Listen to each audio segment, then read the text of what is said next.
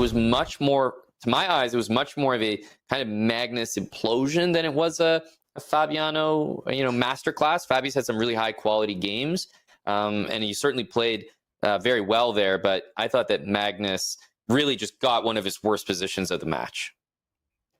Yeah, agreed. But Fabi gets his second victory against Magnus in the match. If you're just tuning in, it was the first victory he got was the first time he had won in a long time. But he's showing that it wasn't just a token dub he was after. He's keeping the thing close. He's only down a game. Again, it feels like it's been such a tough day for Fabiano, but this is still a very close match. And if you remember our pre-match predictions, Amon, we were predicting in our model that Bullet is basically a coin flip between these two guys. I don't know if that'll pay out. We'll see. But if Fabi can keep this close, then anything can happen. And I'm just curious if, like, the engine was jumping there. Was there a queen a5 moment? Yeah, we have to analyze that real quick. Because there was assuming not, on the board. like these guys probably know the opening, but I think it was it knight e4? Well, already here, bishop d3 was the best move from the computer, not knight e4. But after knight e4, you're right. It was queen a5 instead of knight to g6 that Fabiano missed, just straight up winning the e5 pawn. Yeah, and also pinning the knight at the end. Yeah, and so maybe that was missed as a detail, but just funny to see. We've said a few times it hasn't been the highest quality match between them, and just another moment seeing that here, both missing queen a5, which that absolutely turns the entire opening around.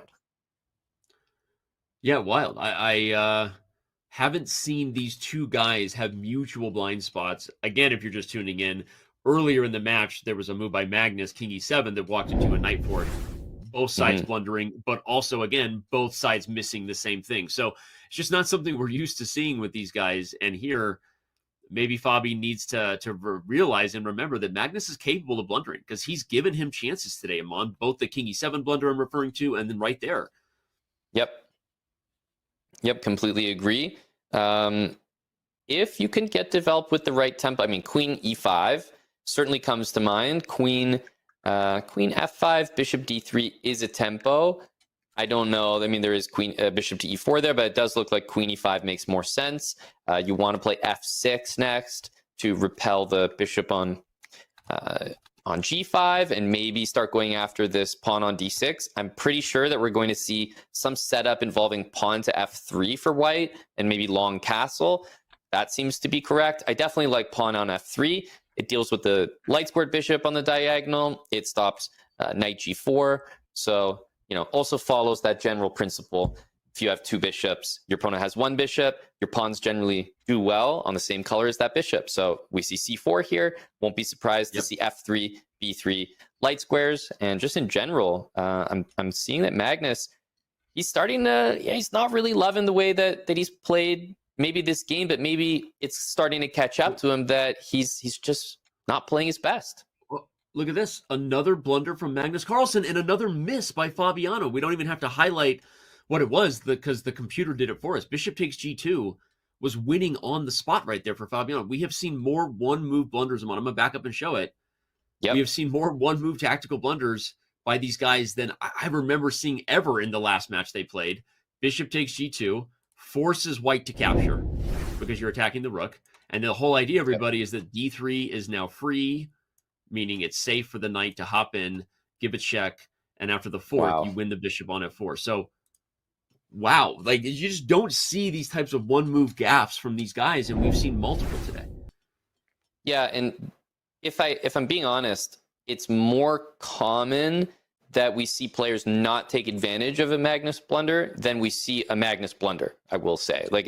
Magnus does from time to time, make some mistakes, but missing those opportunities, it hurts so much because he doesn't usually offer so many. This is a match where Fabi has missed so many chances. He's just not looking for them. That's the thing. If you tell Fabi, hey, black to move, half a second, he's playing bishop takes g2, but he's just not expecting that the moment is there.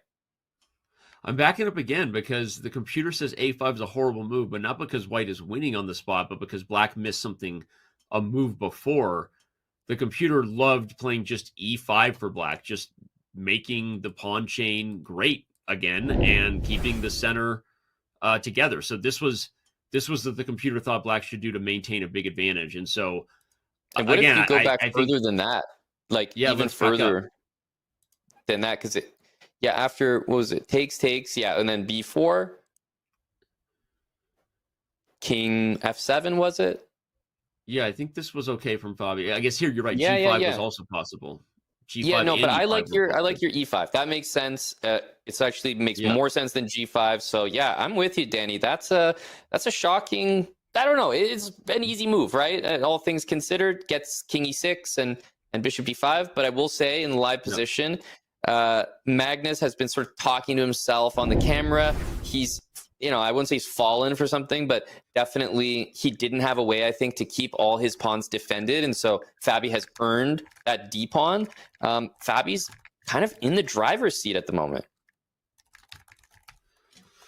Agreed. He is in the driver's seat, still pushing. We're still seeing a lot of blue arrows from the recommendation of the computer. Apparently, you really need to stop the move Rook A7 for white. Fabi does find that one and doesn't allow Magnus Rook A7.